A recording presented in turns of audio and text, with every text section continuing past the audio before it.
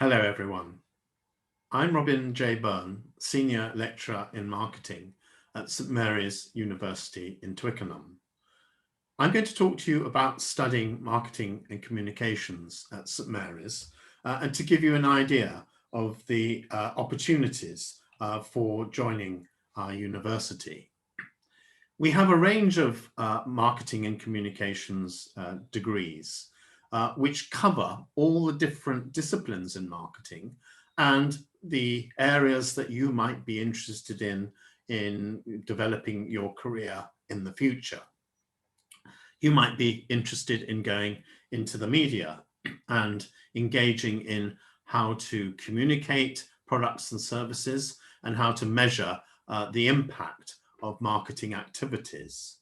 You might be interested in sports marketing or digital marketing or market research and customer insight or advertising and communications or developing businesses as an entrepreneur and adopting marketing techniques to grow that business. We cover all these different aspects. And one of the interesting things about our degrees at St Mary's is that we've also been accredited by the Chartered Institute of Marketing and also by the Market Research Society, as these organizations have recognized that our degrees can provide additional professional qualification if you want to actually sign up for those qualifications while studying at St Mary's. So let me just give you a feel for how these degrees are taught. We have a range of different modules that you can select, and these are the names of some of the main modules that we cover. And for example, let me tell you what I teach, which is being a marketing manager, marketing strategy and implementation, consumer, shopper and audience behavior, entrepreneurship and professionalism, and ethics in communications and marketing. So I give you the opportunity of learning all the different disciplines in marketing and how you apply them in business. Now, it may be that you don't know too much about marketing and you're familiar with it in relation to advertising only. So let me just touch on what we actually cover to help you decide if you'd like to study marketing and communications at St Mary's. We have to recognize that every business has to develop a business strategy so that a marketing plan and a communications plan and campaign can be developed to implement that business strategy. A business strategy tells a business how it will create and capture value for its stakeholders. And it tells the business where and how value will be created and captured, where and how. That's important in relation to evaluating the marketing opportunities. So it's the marketing team that implement that strategy and work on the where and how factor. And let me explain that. Every business focuses on marketing, and it's defined particularly in the traditional definition by the American Marketing Association as an organizational function and a set of processes for creating, communicating, and delivering value to customers. And as marketing today is all about learning about customer behavior and monitoring customer engagement, it's important to understand that you have to learn about value. And that's what we teach. We teach how to examine value and how to create value through good communications. And why is that so? Well, the rest of the definition gives us the clue, which is for managing customer relationships in ways that benefit the organization and its stakeholders. Using marketing and communications techniques in a company is actually a process of asking three key questions to assess the effectiveness of what we call the marketing mix, the way in which a company communicates to its target consumers and also adopts all of the processes of marketing to get the products and services to those customers. The planning technique is to ask the questions, where are we now? Where do we want to be? And how are we going to get there?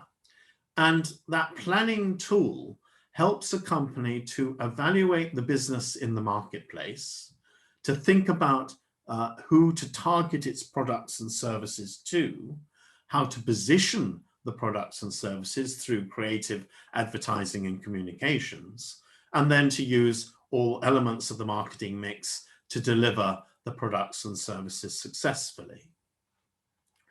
In fact, we examined in all of our degrees how to look at the marketing and communications process in a company. And we adopt various tools to actually make this process live, look at various case studies, actual brands in the marketplace, and we evaluate those brands, the company, the competitors to those brands, and the target customers. And in doing so, we look at the target markets that they've selected, evaluate the position and offering of that brand, and then examine all elements of the marketing mix, which is product, price, promotion, place, people, processes, and physical evidence. And so it's an evaluation process which requires various management tools to take decisions based on data, and we show you those tools. And it's also using a lot of market research and marketing research to identify the preferences that consumers have, and as a result, how we adjust our decisions as a business in relation to satisfying consumers. We learn about techniques that are used internally in the business to help to take decisions. And this tool is a SWOT analysis, a strengths, weaknesses, opportunities, and threats analysis, which is designed to match the company's strengths to attractive opportunities in the environment, while eliminating or overcoming the weaknesses and minimizing the threats. And I've just given you the examples of what are the strengths of the company and what are the weaknesses of a company, just to illustrate the points that we look at when we examine different brands for their SWOT analyses. And if you want to actually look more about this, I would Google, for example, Nike or Adidas, because they actually publish their SWOT analysis on their website, and it states clearly what they feel their strengths and opportunities are for the next 3-year planning period. We also look at other tools that are used within the business based on market research and marketing information to look at the product life cycle. And the product life cycle is very important to understand in the marketing of brands, and the trends that relate to how businesses take decisions to maintain successful products.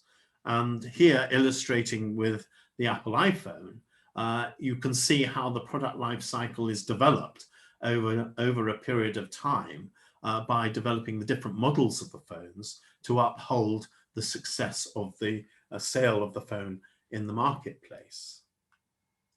We also look at all of the different levels that a company has to relate to and indeed communicate to through its marketing and communications in the marketplace.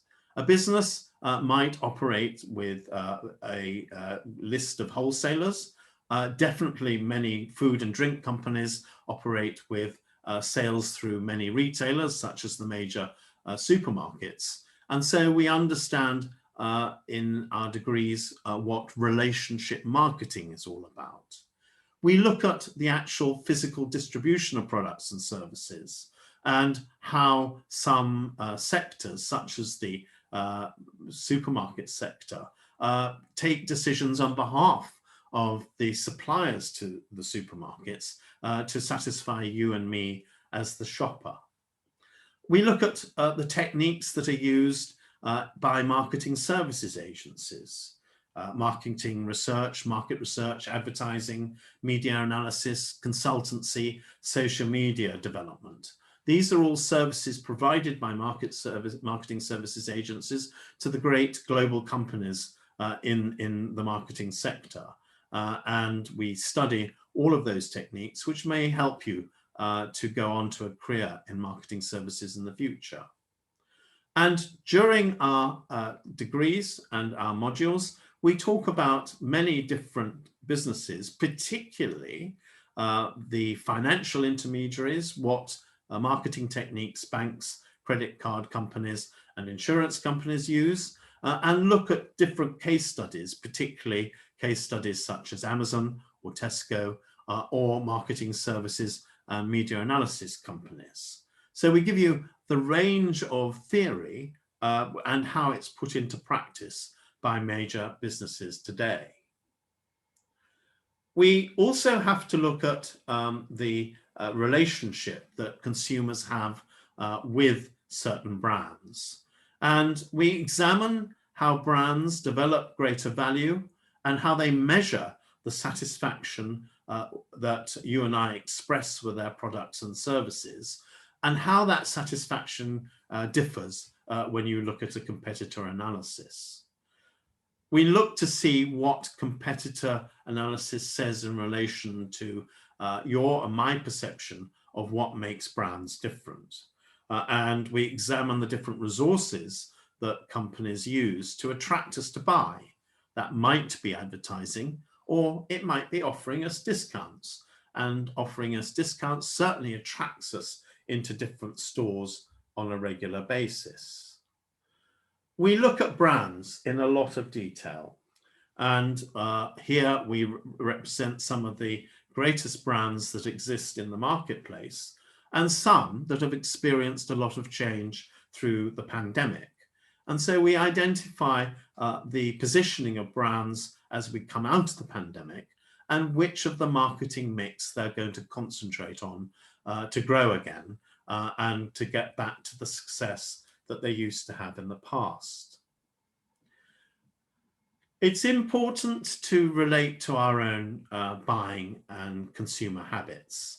We all associate ourselves with market leaders, such as the coffee Starbucks or the coffee outlet Starbucks, or products such as the famous Lego brand, which now actually markets Lego products for adults.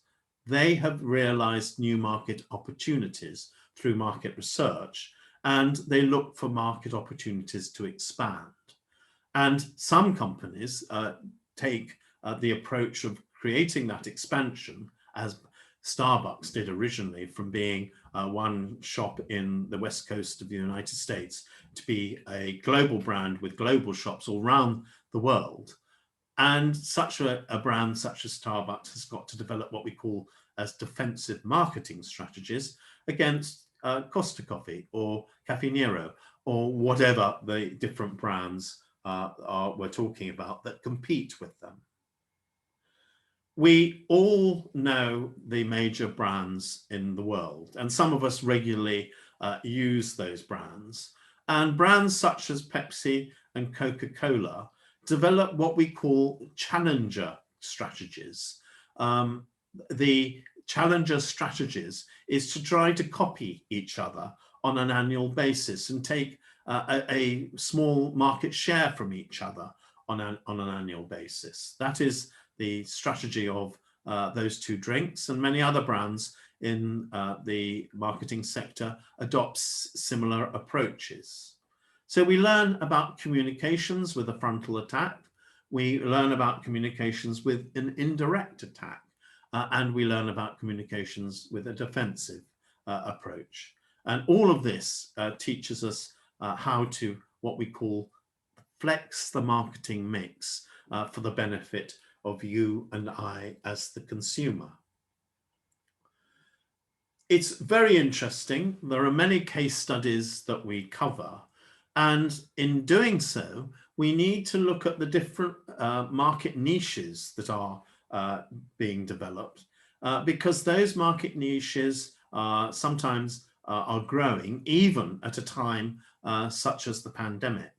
And if we focus on the gluten-free segment, for those people that have to eat gluten-free foods, as we ran up to the start of the pandemic, this sector was over 20% of consumer purchases through supermarkets. It's maintained that market share because some of us have got certain diets and we have to actually eat those foods.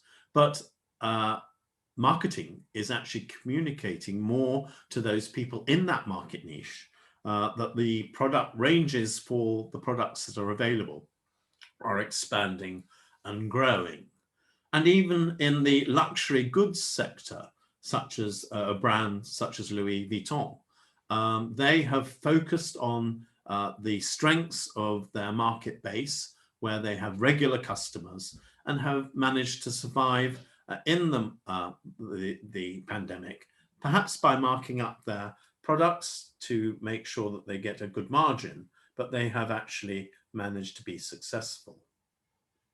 Just to close, let me give you an example in marketing, which we all live when we come to St Mary's, because St Mary's is in Twickenham in London, and London is actually marketed to both residents, visitors from around the country, visitors from overseas.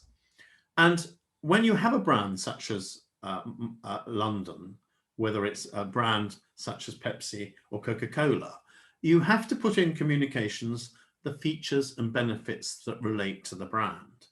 And so here, for example, in Marketing London, here are the features and benefits of London. There are London attractions. There are different areas of London that have different attractions to the visitor. There is information on what's on in London. The whole theatres in London segment is marketed very carefully. And then it relates to those people who are visiting London on a small budget and those people who want to visit London for the dining experience or just the sightseer. What we call these different categories are market segments. And we learn how to develop market segments and how to communicate them through different communications techniques in marketing. And it's very interesting because such a product as Marketing London now has some very interesting websites. And in our degrees, we look at digital marketing. We look at the importance of clear communications and how those communications help to encourage what we call engagement. And we evaluate the successful digital marketing that is carried out by many businesses today. And you can see some of the features and benefits that I showed on the previous slide are listed in the icons that you can click into on this website to actually collect more information. And then you go into one of these different icons, and I've selected here things to do in London, and you can then look at the top activities, how to get tickets, how to actually look at London from your laptop at home, and to actually list your priorities for visiting the top 10 attractions in London.